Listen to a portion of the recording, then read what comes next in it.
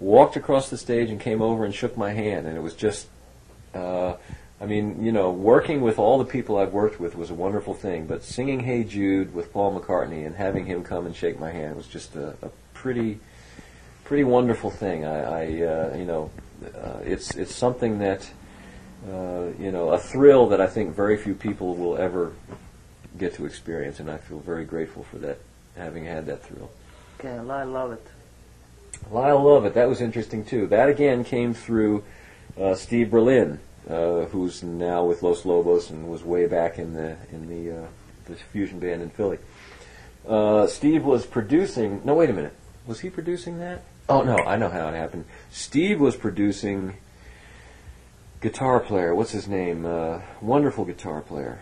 I'm blanking on his name. Leo Kottke. He was producing Leo Kottke and called me to come in and do some organ on something for Leo. And somehow or other, Lyle heard what I did on Leo Kottke's record, and he wanted some organ on this one particular tune, so he called me to go and do that. And Lee Sklar was there. He was on the tune. He wasn't actually playing. It was just an overdub for me. They had already recorded the rhythm, but Lee was still there, and so I just went in and overdubbed this part. And Lyle had heard me do some real kind of choppy B3 funky stuff, and that's originally what he had in mind for me to do on this song, but it ended up not really working that well, and the producer kept having me cut it back and make it simpler and make it simpler, and by the time it was done, it was pretty much you know, a pretty kind of a boring B3 part that just about anybody could play. But that, you know, that's my Lyle story. There's not much to it. Wilson Pickett. Wilson Pickett, that was a lot of fun. I co-produced that with Bob Margouleff. That was Wilson's comeback album in '87 on Motown Records. And that year, I did not tour. That was the first year in the '80s that I didn't tour. I decided I'm going to stay home. I had started to see touring as a dead end. It's working. It's working linearly. You work this amount of time and you get paid that amount of money, and when the work stops, the money stops.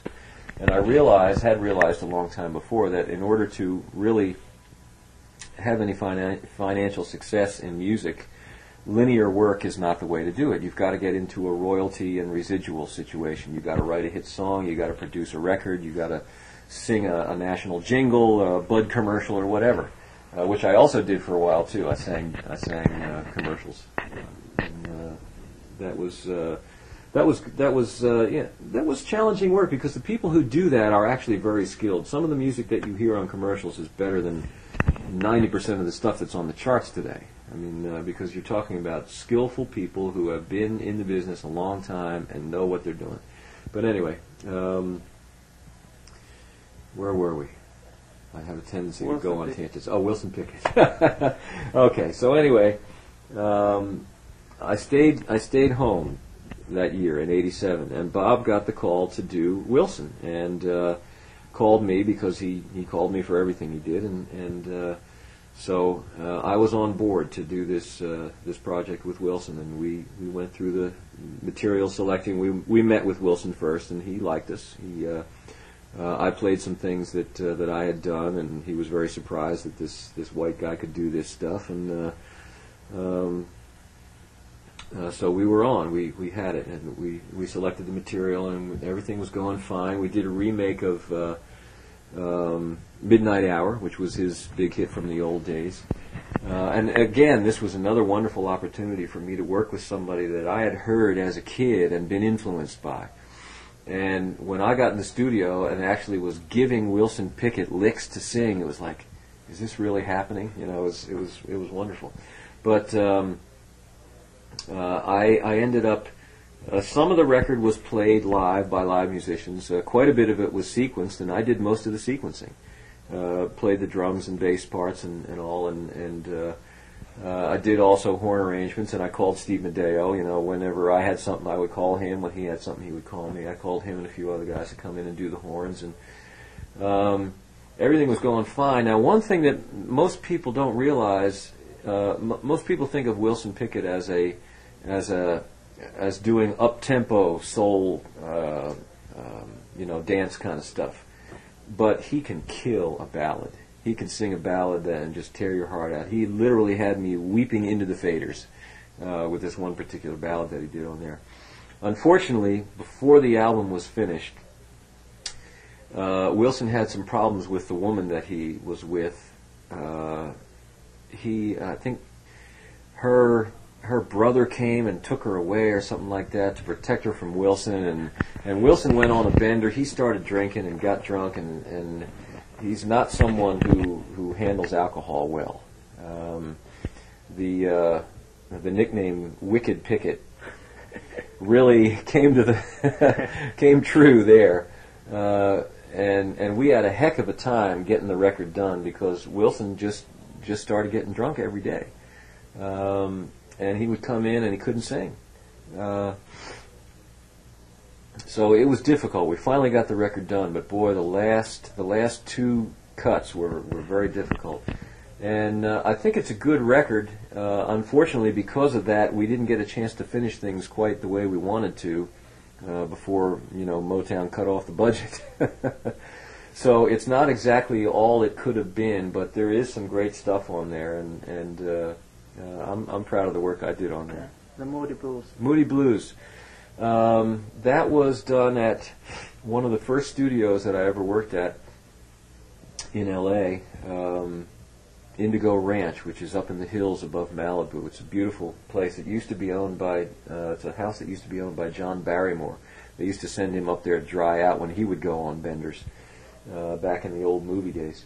And they turned it into a studio, and the Moody Blues, I believe, had a part interest in the studio. And they did a lot of their things there.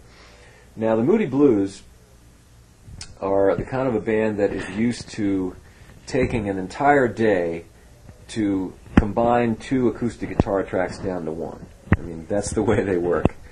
So they had a couple of songs. They were Justin Hayward songs, and they wanted some horn sounds on the songs. So I went up and I listened to them, and I told them what I think ought to happen, and they said, "Well, okay, let's go." And I did on one song.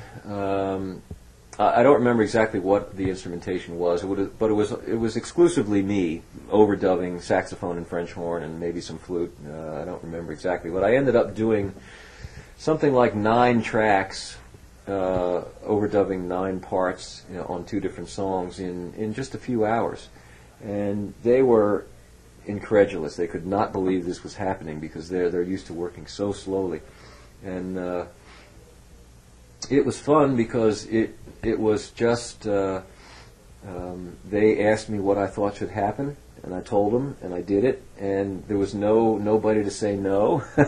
It was just a chance to do exactly what I heard happening, and they liked what it was, so it just all went smoothly. It was it was a lot of fun. I made a lot of money in one day. Delphonics and Stylistics. Now, that was the first studio work that I started to do. There were a lot of bands. The Philadelphia sound was very big in the late 60s and early 70s. There was the Delphonics, the Stylistics, the OJs, the Spinners, Harold Melvin, Billy Paul, Teddy Pendergrass. All of those artists, I played French horn on all of those songs that came out of there. Backstabbers, Me and Mrs. Jones, Betcha by Golly Wow, Love Train, Money Money, all of those things I played French horn on. At that time, I was still in school when most of that work was, when I was doing most of that, and I got the call on that because the arrangers, the writers of most of that stuff were Gamble and Huff, and there was another guy named Tommy Bell, Gamble, Huff, and Bell. Tommy Bell, I think, actually was the most talented of the bunch. He wrote a lot of the arrangements and did wonderful stuff, and wrote really, really fine French horn parts, and just fine arrangements in general. And they needed horns, so they went to the top music schools in the city, and I was there, and I was so I became one of the first call horn players for session work in Philly. and it was a lot of fun. They had just Sigma Studios had just gotten their 16-track machine. This was like '69, and